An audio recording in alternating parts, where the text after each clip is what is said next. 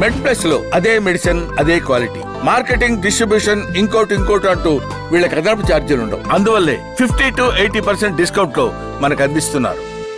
మీరు critical care కాబట్టి end of life డెసిజన్స్లో మీరు అంటే చనిపోయే ముందు పేషెంట్లని కానీ లేదా పేషెంట్ బంధువుల్ని కానీ సో వాళ్ళని కౌన్సిలింగ్ చేయాల్సిన అవసరం ఉంటుంది. లేదా కొంతమంది వైద్యం చేయించినా కానీ ఉపయోగం లేదన్న సందర్భాల్లో కూడా మీరు వాళ్ళకి కౌన్సిలింగ్ చేయాల్సిన పరిస్థితి ఉంటుంది. సో అదే రకంగా పేషెంట్లకు కూడా డిగ్నిటీ ఇన్ డెత్ అనేది ఒక ఇంపార్టెంట్, అంటే as a human being that is also very important.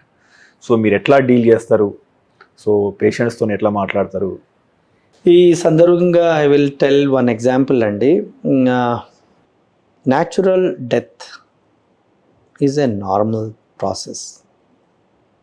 మన చిన్నప్పుడు మన తాతలు కానీ మన తాతలు ఫ్యామిలీ మెంబర్స్ కానీ వాళ్ళ జనరేషన్లో మన ఇంట్లో మనందరి ముందు గంగ నీళ్ళో ఏదో తీర్థమో పోస్తూ ఉంటే మనందరి ముందు చనిపోయారు, పెద్ద ఏజు అందరి ముందు చనిపోయారని వినేవాళ్ళం. ఇవాళ రేపు ఎక్కడ వింటున్నారండి న్యాచురల్ డెత్?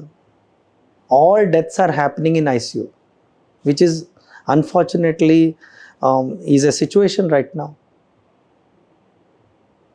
మీరు అన్ని పాయింట్, if somebody is in those terminal stages of his age, illnesses and all, if family and he himself accepts it's a natural process of living this world, prolonging their suffering in an artificial way, in my opinion, should be avoided as much as possible. But ఏమవుతుందంటే, we are a influential family, I have a health insurance, I have enough funds to actually support my elderly parent. That brings to a prolongation of suffering, which is probably not appropriate in my opinion. Suppose పెద్దవాళ్ళు, age is not a limit. We have seen somebody is functional reserve బాగుంది, he's healthy at 100 years also, had a reversible cause, ఏదో infection వచ్చింది, ఏదో sugar తగ్గిపోయింది, you took a medical treatment, the patient recovered, going home is fine. I think we should be doing it. It can be young age, it can be old age. If somebody is going through a terminal stage illness where you know the patient is not going to recover from it, and you have done enough of research or enough of opinions, and then you have realized that this is just a matter of time, then prolonging their life on a artificial supports will only make their life miserable, and that will prolong the suffering. For example, if you ask me and I will ask you, will you want to be on a ventilator when you have no scope of recovery for a long period and get those all pain of pricking, putting lines and all? No. So the same thing should be anticipated to my families and my patients who comes to with my trust. I should tell them, look, at this point of time, with this terminal illness, with this kind of clinical situation, the recovery looks futile or impossible. So let us not prolong the suffering. Let us allow him to leave this world in a dignified manner, and it is the right of the patient himself to leave this world dignifiedly. The dignity of death is a right. It's a must. It's a rule. You cannot actually beg for a dignity of death. The death should be dignified. It should be given in with dignity.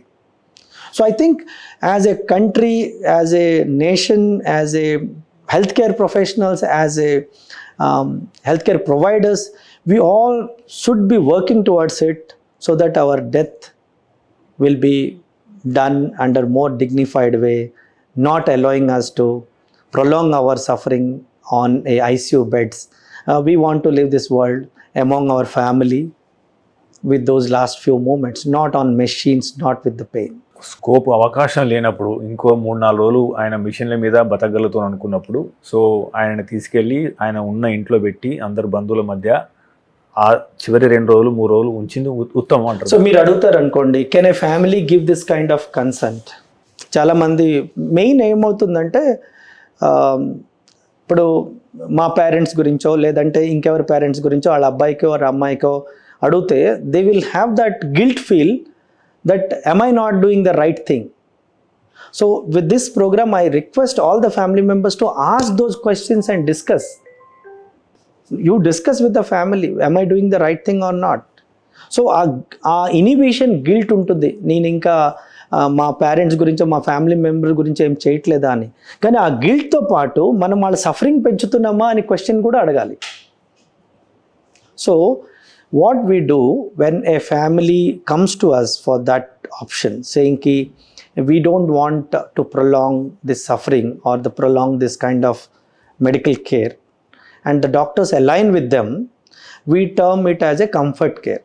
We ensure that the patient doesn't go through any pain, but in the same time we don't try to give them artificial life supporting gadgets to him, like ventilator, like dialysis, like high-end antibiotics or any artificial support.